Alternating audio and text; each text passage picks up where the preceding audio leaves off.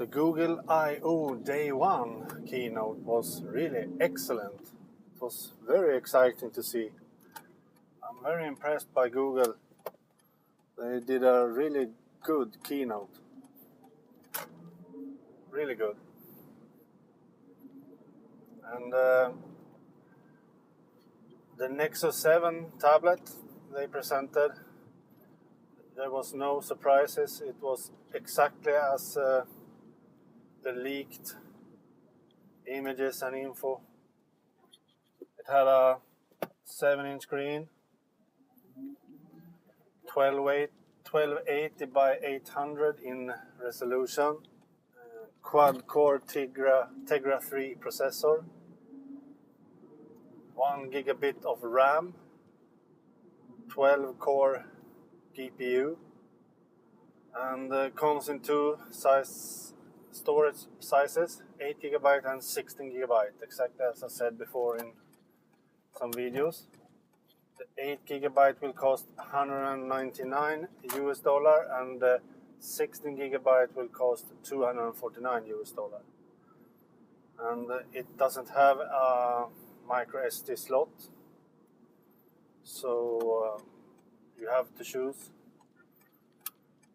And then maybe the 8 GB version could be too small storage. And as I said, it also had a front-facing camera, 1.3 megapixel. That's the specs for it. And it is manufactured by Asus. And looked quite good. Very light. I think it was 364 grams only. And that's really light, really light. 364 grams. And then it looks really easy to read on it. Consuming media. It's really great. But as I said in the earlier video, 7-inch tablets is more for consuming media, not for creating content on. So, of course, you can create content on a 7-inch tablet if it's done like this, Nexus 7, because then it runs on vanilla Android OS. And you can install some apps to create content with. Very easy. So you only need good apps to create content. But the problem is that the size of the screen is too small to be productive when you create content. That's why I prefer larger tablets like the iPad, 9.7-inch screen to create content on. But I admit that this Nexus 7 looks really great for consuming media, consuming content. I think the 7-inch size is perfect for that because you can lay down in your bed very comfortably when reading on it. And it has quite large bezels, this Nexus 7 tablet. At first I think that was ugly, but I think that's smart to do that because then you can hold it very comfortably without touching the screen.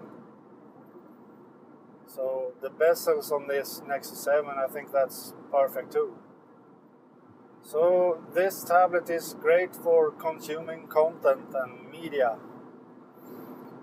Google also presented Android Jelly Bean, Android 4.1. Not a huge update, but it looks much better now. And it was also faster than Ice Cream Sandwich. It's good.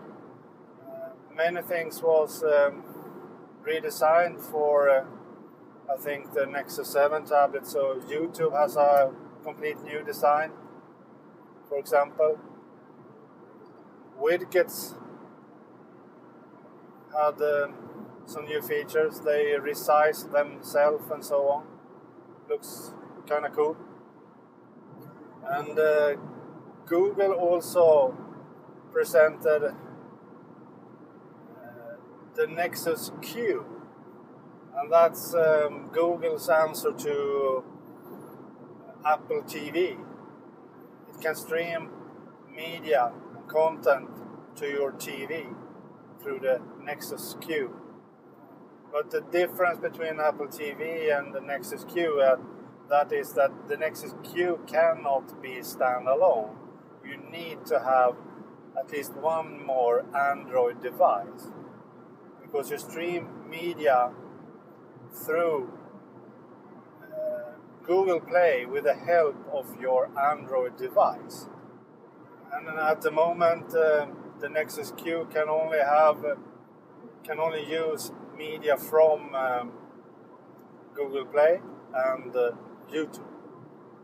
So no Netflix or whatever, only Google Play and YouTube.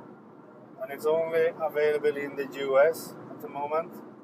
And the price, to me the price is too much, because it costs $299 and the Apple TV only $99. It's a huge difference.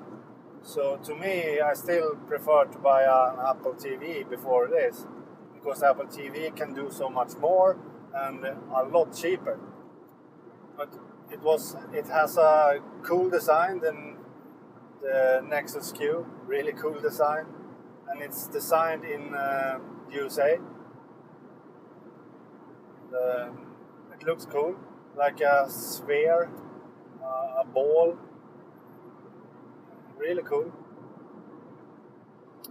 And also Google presented Google Glasses, Project Glass, and all the people that was on Google I/O will be able to pre-order the Google Glasses, and they will be delivered next year. The price is the hefty $15,000. Google had a real show about Google Glasses. They're skydiving down to San Francisco and mountain biked into the keynote with Google Glasses on.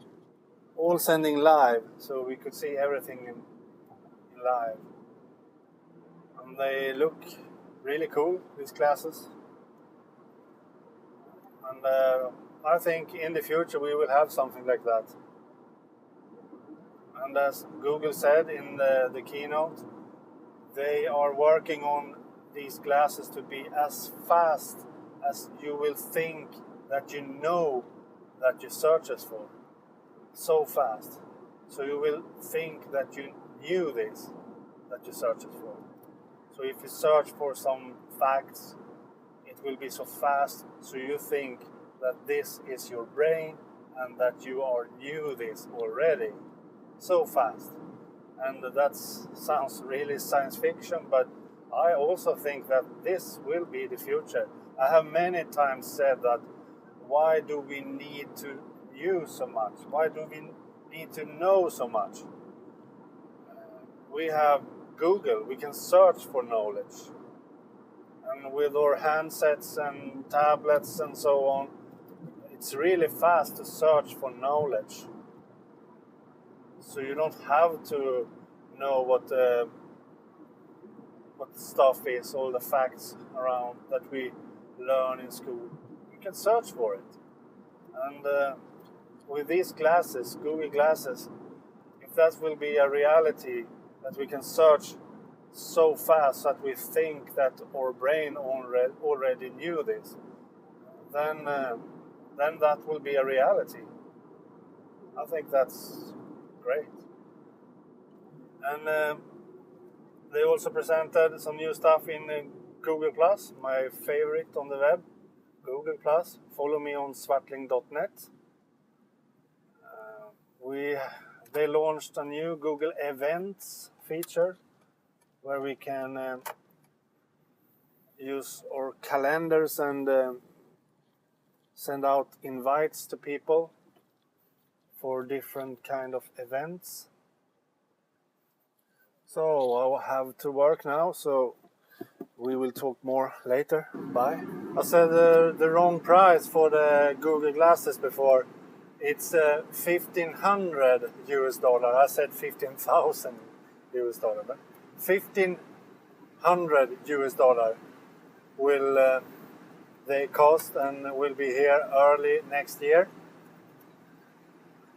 You can pre-order them, but only if you were invited on the Google I/O keynote. And as I said, I think the Google Glass is the future. I think all the big companies will have some kind of glasses, Apple, Microsoft, and so on. And maybe that is one of the secret products Apple will unveil for us this fall, that they are working on some kind of glasses too. Who knows? With Siri built in or something. That would be cool. But in a way, Siri is the same thing for us. We can ask Siri for everything, all the answers. Today is Google I/O Day 2 with underlined Chrome. So it will probably be a lot about Chrome and Chrome OS, I can think. Unfortunately, I can't follow today's keynote, today's Google I/O. I am not home this evening, so I will have to read up on it and maybe see some videos about it later. I will try to upload these car vlogs tonight before I go to sleep, so you will have something to watch. I'm no Chrome user though, so it's not so interesting for me, but I like Chrome, but I think Safari is better on Mac. And I don't think Chrome OS is a real operating system. We need a better operating system than that, because, for example, video editing, music making and so on, creating content, need more than a web OS.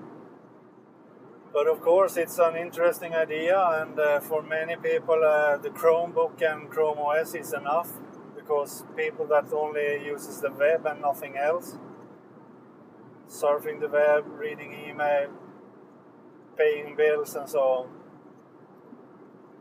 But if you are a creative user like I am, then you need a powerful and a computer with great user experience. For example, my MacBook Air 11-inch that I love. It's the best computer I've ever bought. A lot better than MacBook Pro and everything else I've had.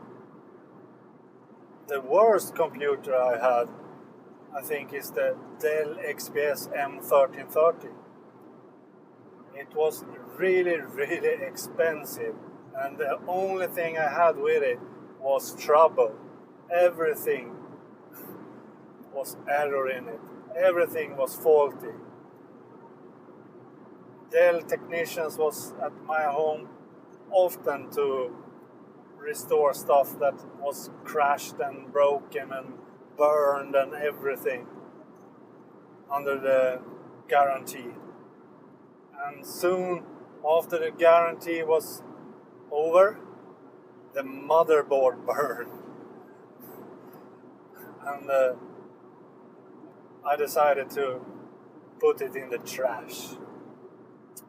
That was the last Windows computer I've had. I will never ever again buy a Windows computer. Never. I saw that day 3 on the Google I/O was called Google Plus. And that's strange, because they presented a lot of Google Plus yesterday. So I don't understand really that. But will we see even more things about Google Plus tomorrow then? That will be interesting and cool because I love Google+. The Google+ events that they presented yesterday is now live on all Google+ profiles, and I will probably never use it, but I've seen many users are already using it, so it seems like a popular product, but I don't think it's so much for me either. But maybe I could use it for my live blogging, my meta live blogging on Apple events. Could be useful. I will probably try that the next time.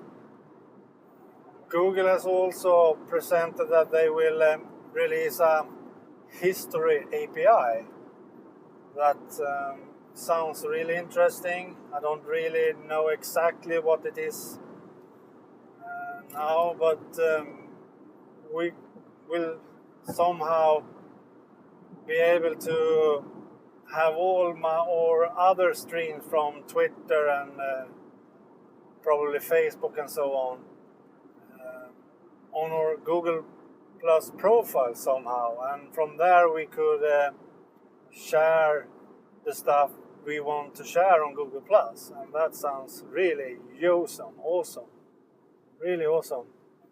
I don't like auto-posting to services like Facebook and Twitter because that always destroys the quality on the post. But this sounds really interesting because these streams will not be in our Google Plus streams. They will be on our profiles, and from there we can share what we like from our posts from other services. It sounds really interesting.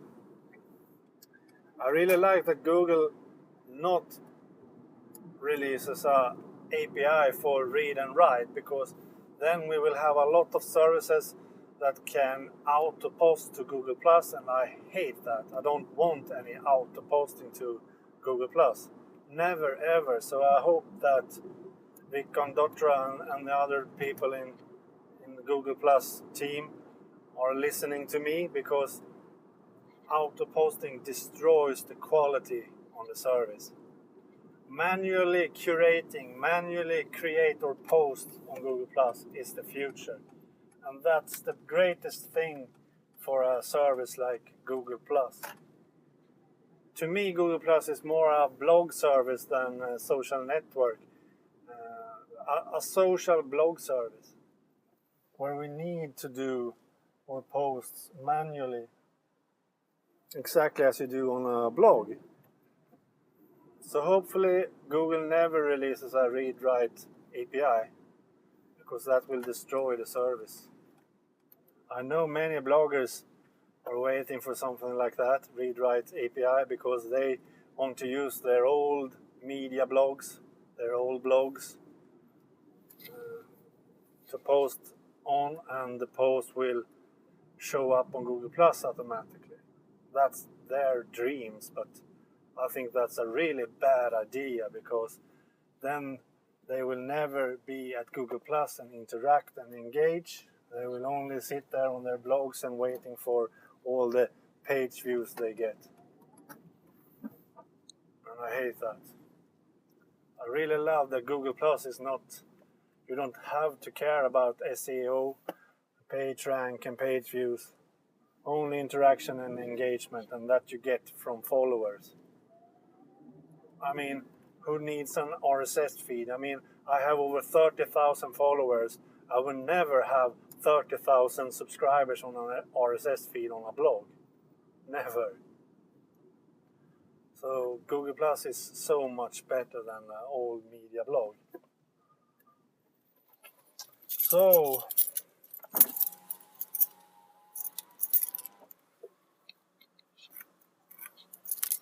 let's see what Google presents for us this evening. What they have to show us on Google I/O Day 2. I hope you like this car vlog. I love vlogging. Please like this video and please subscribe to my YouTube channel. Please, I need more subscribers. Why not subscribe to my YouTube channel so you can have these car vlogs as podcasts? You can add them to your Instapaper or Pocket account and listen to them while you're jogging or something. So you don't have to watch them, you can listen to them. It's like podcasts. So start subscribe to my YouTube channel, please. Bye.